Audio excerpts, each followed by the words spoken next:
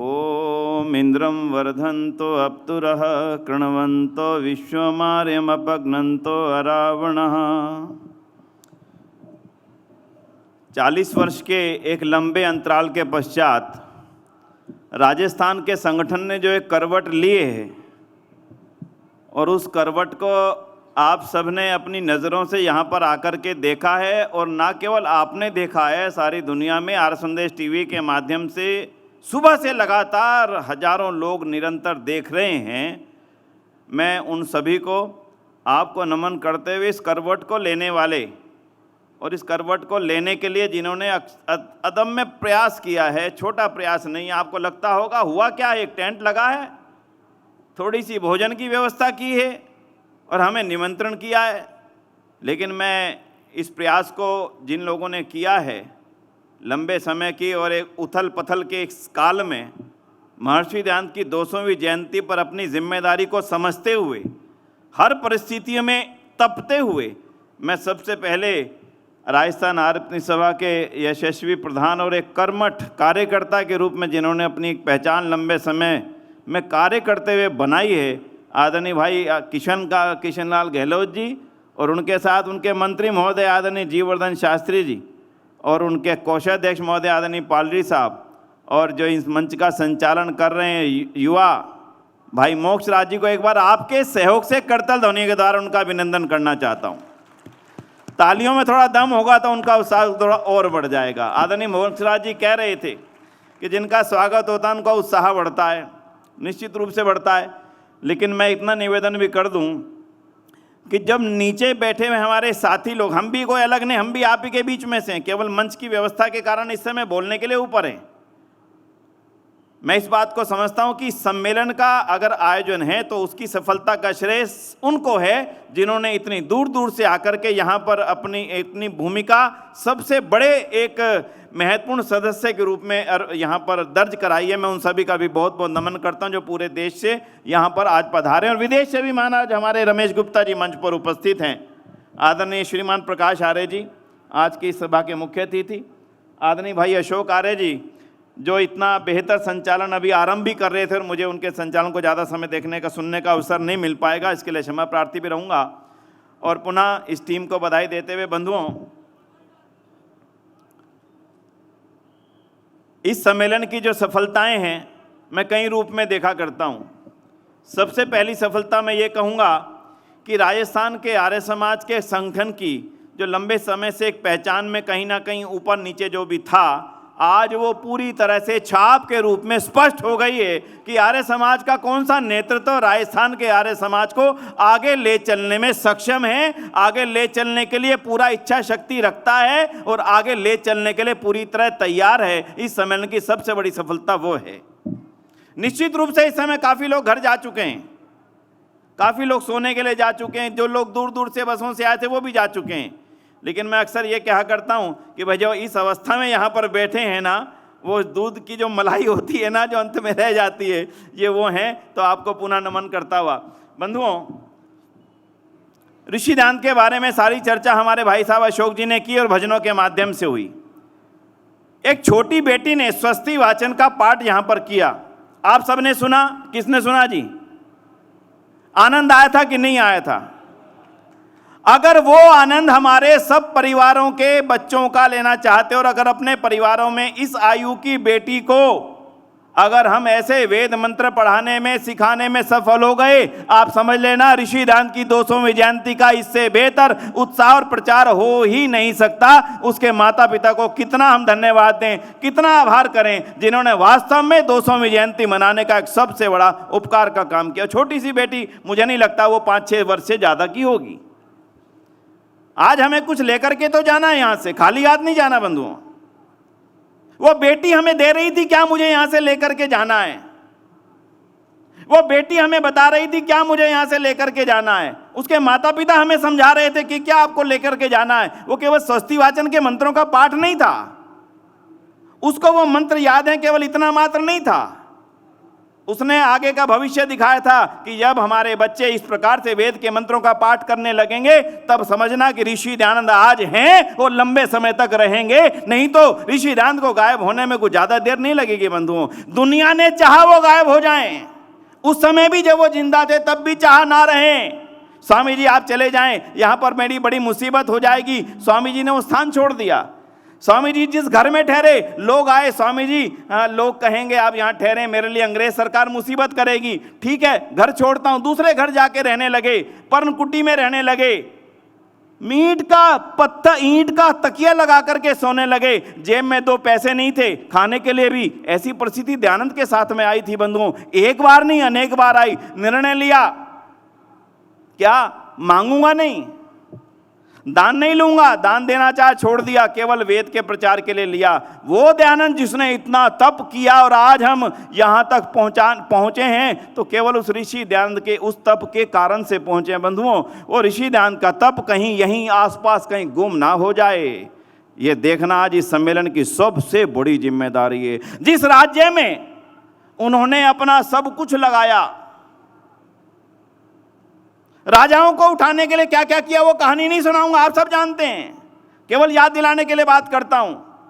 जितना साहस उस ब्रह्मचारी में था, अरे आज हमारे सामने कोई छोटा सा राजनीतिक व्यक्ति भी आ जाए तब भी हम उसकी किसी बुराई को उसके सामने करने की स्थिति में नहीं है, प्रशंसा ही करेंगे। कहने की परिस्थिति में नहीं है कि भाई साहब आप बीड़ी पीते हो। दयानंद पत्र लिख रहे हैं राजा को, कल्पना करो उसके, अंग्रेज के राज्य में, उनके राज्य में, उस साहस की कल्पना करके देखिए बंधुओं। छोटा साहस नहीं था कि राजन तुम कर क्या रहे हो, बोल नहीं रहे, लिख कर दे रहे हैं गुप्त समाचार के रूप में। जिन्होंने पढ़ा है वो जानते हैं, राजा को याद दिला रहे हैं कि राजन तुम्हारी जिम्मेदारी क्या थी। आज कहीं ना कहीं हमें यह समझना पड़ेगा, आज राजा को याद दिलाने की जिम्मेदारी लायक अभी हम शायद नहीं बन पाए, लेकिन आज इस मंच से यह तो समझना ही पड़ेगा दयानंद मुझे क्या जिम्मेदारी दे करके गए थे। यदि आज मैं इस मंच से दयानंद की दी हुई उस जिम्मेदारी को भी याद कर लूं, जब दयानंद आर्य समाज को बना रहे थे एक ही बात कही थी, मुझे लगता है मेरा जीवन लंबा नहीं है, निश्चित रूप से मेरे बाद मेरे काम चलते रहें इसलिए आर्य समाज बनाता हूं, और जिनके लिए बनाई थी, जिनके ऊपर दायित्व दिया था मेरे बाद मेरे कार्यों को आगे बढ़ाते रहना, वो लोग हम और आप ही हैं।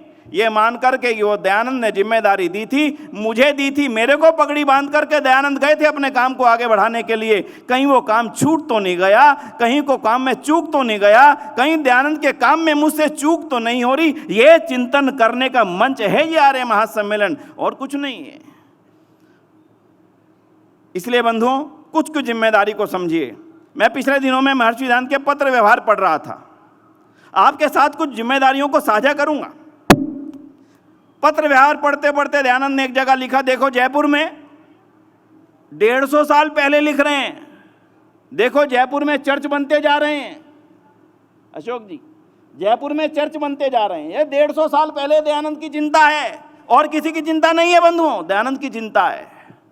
और किसी की शायद आज भी ना हो, आर्य समाज की आज भी चिंता है। हमारे देखते देखते हमारे भाई दूसरे मत में चले गए, ये दयानंद की चिंता थी, और किसी की नहीं थी, आज भी नहीं है, आज भी केवल हमारी और आपकी है। इसलिए बंधुओं हमें उस चिंता को समझना पड़ेगा। लेकिन केवल चिंता समझाना, चिंता कहना, चिंता करते रहने से काम बनने वाला नहीं। हमारे बेटे बेटी यहाँ बैठे, अच्छा बेटे चले गए, बेटियाँ बैठी हैं। मोक्षराज जी कह रहे थे बैठो बैठो कार्यक्रम होगा आपका। इन बेटियों को, सामने मेरी गुरुकुल की बेटियां बैठी, हम सभी को एक बात को समझना पड़ेगा, केवल ये कहते रहने से कि लोग ईसाई बन गए, लोग मुस्लिम बन गए, काम चलने वाला नहीं। कुछ ना कुछ मैं कर रहा हूं कि नहीं, ये आज सोचने का, चिंता का विषय रहेगा। इसलिए एक एक करके जल्दी जल्दी अपनी बात कहूंगा। विषय तो है देश विदेश का, पर देश विदेश से हमारे केवल डॉक्टर रमेश गुप्ता जी यहाँ पर बैठे हैं, बाद में थोड़ी सी चर्चा करूंगा। पहला निवेदन मैं आप सबसे करने जा रहा हूं, जो राजस्थान के बंधु यहाँ बैठे हैं। देखिए, राजस्थान में धर्मांतरण का जिस कदर काम चल रहा है और किस कदर चल रहा है, उसकी इतिहास और उसका वर्तमान बताना मेरा अभी का विषय नहीं है।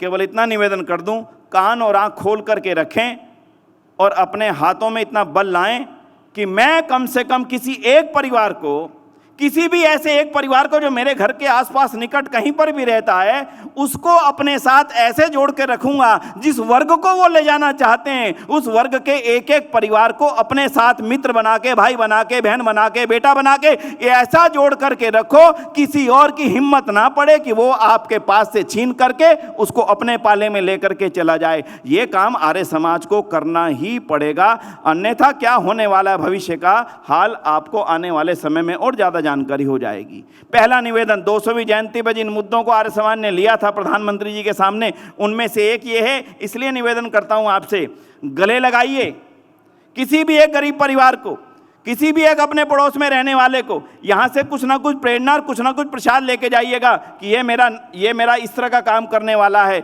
ये मेरे पड़ोस में रह के सफाई करने वाला है, ये दाढ़ी बनाने वाला है, ये बाल बनाने वाला है। किसी ना किसी एक ऐसे परिवार को जिसको आपकी ज़रूरत है अपने साथ गले लगा करके रखिए, वरना ये लाल गैरों के हो जाएंगे। 150 साल 125 साल पुरानी कहावतें कहीं आज भी पूरी तौर पर काम न कर जाएं। स्थितियां खराब हैं, बहुत बेहतर नहीं है। चिंता और चिंतन दोनों हमें ही करने, पहले चिंतन करेंगे फिर चिंता भी करेंगे, चिंता करेंगे चिंतन भी करेंगे, कर रहे हैं, पूरे दिन हुआ है, कल भी होगा। इसलिए बंधुओं, समय की सीमाओं के रहते मैं और अधिक नहीं कहूँगा, कुछ चीज़ों का आपका निवेदन कर देता हूँ। 200वीं जयंती चल रही है, आप सब कुछ करना चाह रहे हैं कि नहीं करना चाह रहे? आप कहेंगे हाँ जी करना चाह रहे हैं, तो हमने कुछ अच्छे रास्ते बना दिए और वो इतने सरल रास्ते हैं, आप उनके माध्यम से लाखों लोगों तक ऋषि ध्यान के संदेश को पहुंचा सकते हैं। हम आपसे ये कहें कि भाई साहब 10,000 लोगों तक आप ऋषि ध्यान की पुस्तकें पहुंचा दो, बड़ा मुश्किल हो जाएगा, नहीं पहुंचा पाएंगे। पर हम एक ऐसी सरलतम व्यवस्था आपके आज बता के जा रहे हैं, आप उस व्यवस्था पर चल कर के अगले 1, 1.5, 2 सालों में लाखों लोगों तक आराम से सारी पुस्तकें, सारी जीवनी, सारी वीडियो, सब चीज़ पहुंचा सकते हैं। एक नंबर आप नोट कर लो, आज पता नहीं पोस्टर में लिखा तो था मोक्षराज जी ने, नंबर आप नोट कर लीजिए, बड़ा सरलतम नंबर है, याद भी कर लेना, जल्दी हो जाएगा। 8447-200-200, इससे सरल तो नहीं है जी। 8447-200-200, दोबारा तीसरी बार बोल रहा हूं, 8447-200-200, इतना नंबर याद कर लेना। अपने किसी भी मित्र को कहना दयानंद के बारे में जो तू जानना चाहता है, जिनकी जीवनी, जहां जहां गए, क्या क्या घटना घटी, क्या क्या लिखा, क्या क्या लोगों ने उनके बारे में लिखा, कितना वीडियो बनी, उनकी फोटो, उनकी वीडियो, उनकी जीवनी, सब कुछ आपके इसी नंबर में समाहित है। कह देना केवल इसमें मिस कॉल कर ले, तेरा आधा पैसा भी खर्च होने वाला नहीं और आप हजारों लोगों तक ऋषि दान को पहुंचाने में कामयाब हो जाएंगे। अभी बैठे बैठे ट्राई कर लेना, जितने लोग यहाँ पर बैठे हैं। सभा ने सारी व्यवस्थाएं बना दी हैं, आपको उनको लेकर के लोगों के बीच में जाना है। आज तो आप लोग आए हैं, अभी मैं एक निवेदन करूंगा आदरणीय प्रधान जी से, अभी तो हम लोग एक होस्ट के रूप में आए हैं, अगली बार ये जितने भी आपके यहाँ पर पूरे राजस्थान से हमारे आर्यजन यहाँ पधारे हैं, अगले सम्मेलन में हम सब होस्ट बन जाएंगे और नए लोगों को लेकर के ऋषि दान की बात को सुनाने के लिए यहाँ पर लाएंगे, तब जाकर के 200वीं जयंती का वास्तव में प्रचार दुनिया जान में होने वाला है। नंबर नोट हो गया जी, याद हो गया? 8447-200-200। और जब आर्य समाज का स्थापना दिवस के 150 वर्ष आएंगे, उसके लिए भी तैयारी कर दी है, 9911-150-150। और सरल है, सारे आर्य समाज के इतिहास को जानने के लिए इस नंबर पे मिस कॉल कर लेना, हर चीज आपके मोबाइल पर आ जाएगी, कहीं जाने की जरूरत नहीं, किसी से कुछ मांगने की जरूरत नहीं, हर चीज आपके मोबाइल पर होगी, हर चीज। 9911-150-150, वो 150वीं जयंती जब शुरू होगी अप्रैल में, उस दिन चालू हो जाएगा। मैंने इसलिए आपको चीजें लिखवाई कि सभा पूरी तैयारी कर रही है, संगठन पूरी रूप से सक्षम है। माननीय आचार्य देवव्रत जी आज यहाँ पर थे, उनके नेतृत्व में माननीय प्रधानमंत्री जी ने जो समिति बनाई है, उस समिति में राजस्थान के भी हमारे भाई अशोक जी हैं उसमें, बाकी सब देश के बहुत आदरणीय प्रकाश जी यहाँ पर बैठे हैं, वो उसमें उस समिति में, और पूरी समिति है। वो समिति जो कार्य करेगी सो करेगी, लेकिन आर्य समाज के एक एक व्यक्ति को अपनी ओर से कुछ ना कुछ कार्य विशेष करना पड़ेगा। ये हमें विचार करना पड़ेगा कि मैंने कौन सा एजेंडा अपने पास में लिया है। उसमें एक एजेंडा है 200 लोगों तक पहुंच करके उनको फिजिकली मिलना, फिजिकली सामान देना, साहित्य देना, 2 साल का एजेंडा है। उसकी पूरी चर्चा आपको सभा के माध्यम से आ जाएगी, क्योंकि समय की सीमा में हर चीज़ हम इस मंच से कहने में अक्षम है, लेकिन मैं इतना विश्वास दिलाता हूँ आपकी सभा बहुत सक्षम है। राजस्थान आरतनी सभा, अभी जीवर्धन जी हमारे मंत्री महोदय भी मंच पर आ चुके हैं। राजस्थान आरतनी सभा एक अत्यंत सक्षम आरतनी सभा है और ये अपने कार्यों के माध्यम से 2-2.5 सालों से सिद्ध भी कर चुकी है और आने वाले समय में आर्य समाज राजस्थान जो कि देश का सबसे बड़े राज्य का नेतृत्व कर रही है, सबसे बड़ा राज्य आज का राजस्थान है। सबसे ज़्यादा आर्य समाज के स्मारक आपके राजस्थान में, जोधपुर में, अजमेर में, उदयपुर में, हर स्थान पर बिखरे पड़े हैं आर्य के स्मारक। इन सभी के माध्यम से राजस्थान आर्य समाज एक बहुत सक्षम नेतृत्व को साथ लेकर के आप सबके माध्यम से राजस्थान में आर्य समाज के कार्यों को आगे बढ़ाने के लिए प्रतिबद्ध है और रहेगी। एक आपसे निवेदन कर दूं, इस सम्मेलन की सफलता किस में आंकते हैं आप? तो मैं एक हाथ जोड़ के निवेदन कर रहा हूं, हो सके तो मेरी स्वीकार करना। इस सम्मेलन की सफलता है क्योंकि जो हमारे अशोक जी ने बताया, आर्य समाज तो साहित्य में बसता है, ऋषि दयानंद साहित्य में बसता है। अगर आप दयानंद की इस 200वीं जयंती पर एक निवेदन स्वीकार कर सके तो ऋषि दयानंद के ग्रंथों को पढ़ने का कुछ हिस्सा संकल्प लेकर के जाना। भी मैंने नहीं पढ़े, जरूर पढ़ूंगा, आनंद आएगा। एक एक पन्ना पढ़ करके ऋषि दयानंद के और निकट आते जाएंगे, लगातार लगातार और निकट। व्यवहार भानु पढ़ेंगे और निकट, आर्योदय रत्नमाला पढ़ेंगे और निकट, गौ करुणा निधि पढ़ेंगे और निकट, उनकी खुद की जीवनी पढ़ेंगे और निकट, आत्मकथा पढ़ेंगे और ज्यादा निकट। दयानंद के निकट आओ, और दयानंद के निकट आने से जो ऊर्जा मुझे मिलेगी, दयानंद के निकट आने से जो चेतना मुझे मिलेगी, दयानंद के निकट जाने से जो आर्य समाज के कामों को करने की ऊर्जा मुझे मिलेगी, वो ऊर्जा और कहीं से भी मिलने वाली नहीं। इसलिए दयानंद के पास जाके उस ऊर्जा को लीजिए और उस ऊर्जा को दुनिया तक पहुंचाइए। एक निवेदन करके अपनी बात को समाप्त करता हूं। हमारे यहाँ पे पुस्तक प्रचारक आए हैं, बहुत सारे पुस्तकें लेकर के आए हैं। अगर ये सारे पुस्तक प्रचारक जितने भी पुस्तक लेकर के यहाँ पर बैठे हैं, अगर कल सम्मेलन की समाप्ति पे सारे अपने कपड़े झाड़ करके जाएंगे ना, पूरे, समझ लेना कि आपका सम्मेलन पूरा सफल हो गया। और वो होगा तब जब आप सब यहां से अपने मित्र के लिए, अपने पड़ोसी के लिए, अपने फैक्ट्री में काम करने वाले लोगों के लिए, अपने रिश्तेदारों के लिए, अपने बच्चों के लिए कोई ना कोई साहित्य यहां से लेकर के जाएंगे और उनको कहना कि दयानंद की 200वीं जन्म शताब्दी से मैं आया हूं, राजस्थान में मनाई गई थी, ये पुस्तक तुम पढ़ लेना। आप समझ लेना आपने अपनी जिम्मेदारी को कुछ हद तक पूरा कर दिया है। एक भी यहां पर खाली ना रह जाए, एक भी पुस्तक किसी के पास बच ना जाए। मैं समझता हूं अगर हमारा साहित्य बचा रहा, साहित्य चलता रहा, आर्य समाज निरंतर बचा रहेगा, आगे बढ़ता रहेगा। 200वीं जयंती का बड़ा कार्यक्रम टंकारा में होना है बंधुओं, 12 फरवरी नोट कर लीजिएगा। टंकारा में भव्यतम आयोजन होगा। जिस भूमि पर दयानंद ने जन्म लिया, जिस भूमि पर दयानंद खेले कूदे और जिस भूमि से उनका जुड़ाव रहा, जुड़ाव नहीं रहा लेकिन जन्म जहां पर हुआ, 19 वर्ष की 20 वर्ष की अवस्था तक, पर पूरे जीवन किसी के सामने खोला नहीं कि मेरा जन्म टंकारा में हुआ। आइए उस टंकारा की रज धूल का उनका अपने माथे पर लगा करके ऋषि दयानंद की जन्म शताब्दी 200वीं जन्म जयंती पर नए संकल्प को लेकर के आगे बढ़ेंगे। तैयारी रखिएगा, लेकिन एक निवेदन, बच्चों के साथ आना है, पक्का मान करके चलिएगा, क्योंकि अब आप अपनी जिम्मेदारियां अपने बच्चों को दे दीजिए कि तुमने आगे आर्य समाज को मेरे बाद संभालना है। और ये संकल्प दयानंद की पुण्य भूमि पर जाकर के अपने बच्चों को दिलवाना, उस यज्ञ में आहुति दे करके कि बेटा मैंने अपने जीवन में ऋषि दयानंद को माना, ऋषि दयानंद पर चला, ऋषि दयानंद के जीवन के कार्यों को आगे बढ़ाया, अब मैं आज तेरे को यहाँ पर ला करके इस संकल्प को दिलवाने के लिए लाया हूँ। छोटे से छोटे बच्चे को उस टंकारा की पुण्य भूमि पर 10, 11, 12 फरवरी आज से नोट करके चलिएगा। अद्भुत कार्यक्रम टंकारा के अंदर होगा, भव्यतम कार्यक्रम टंकारा के अंदर होगा। 200वीं जयंती अपने आप में हमारे सब के लिए, हमारे आने वाली पीढ़ी के लिए एक ऐसी नजीर बन के जाएगी, एक ऐसा हमारा उत्साह का एक केंद्र बन के जाएगी। आने वाली पीढ़ियां याद करेंगी हमारे पूर्वजों ने दयानंद की जयंती पर जो संकल्प लिए थे, हम उनको निभा पा रहे हैं। इसलिए दोनों निवेदन के साथ में मैं अपनी बात को यहाँ विराम करूँगा। पुनः आभार करता हूँ, धन्यवाद करता हूँ सारे संयोजक बंधुओं का, जिन्होंने विपरीत परिस्थितियों में भी आयोजन को स्थायी रखा, स्थिर रखा, जो सोचा उसके आधार पर आगे काम को बढ़ाया। और ये भी मैं विश्वास रखता हूं कि 200वीं जयंती में जो आयोजनों की श्रृंखला आपके बीच में आने वाली है, संभवतः अक्टूबर के अंतिम सप्ताह में आप सभी के पास आ जाएगी। पूरी दुनिया में शारदीय शिक्षक सभा की जो कमेटी है उसने जो योजना बनाई है, उस योजना में आप सबकी भागीदारी होगी तो निश्चित रूप से 200वीं जयंती इस देश के इतिहास को बदलने का काम करेगी।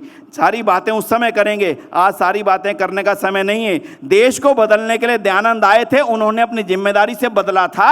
अब मेरी और आपकी जिम्मेदारी है कि आगे इस देश को गलत राह पे जाने से बदलने के लिए अपनी अपनी जिम्मेदारी लेकर के संकल्पबद्ध होकर के खड़े हो जाएं। इन्हीं शब्दों के साथ में आप सभी का बहुत बहुत आभार है, बहुत बहुत धन्यवाद। ओम शांति, ओम शम। भाई रमेश गुप्ता जी के यहाँ पर उपस्थित होने में एक बात कह देता हूँ, दुनिया के अंदर एक बहुत बड़ा आयोजन होने जा रहा है और वो हो रहा है न्यूयॉर्क के अंदर।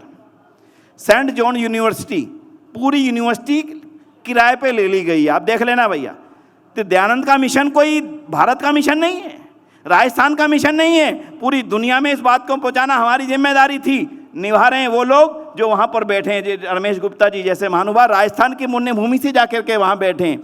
इसलिए न्यूयॉर्क में जो लोग जाना चाहें 19, 20, 21 जुलाई 2024 को बहुत भव्य आयोजन न्यूयॉर्क में होने वाला है। जो लोग जाना चाहें वो अपने सभा के अधिकारियों से संपर्क करें और सभा के अधिकारी उनको आगे का मार्गदर्शन देंगे। आर्य संदेश टीवी देखते रहें, आर्य संदेश टीवी में आपको सारी जानकारी निरंतर आती रहेगी। आपने मुझे बुलाया, मेरी मजबूरी थी, मुझे मालूम नहीं था 8 का थोड़ा लेट हो जाएगा, 11:15 की फ़्लाइट है दिल्ली की, कल सुबह से दिल्ली में कुछ कार्यक्रम है, मजबूरी में जाना पड़ रहा है, नहीं तो पूरा समय आपके दर्शन करता। इन्हीं शब्दों के साथ में आप सभी का बहुत बहुत आभार, बहुत बहुत धन्यवाद। ओम शांति, ओम शम। आभार।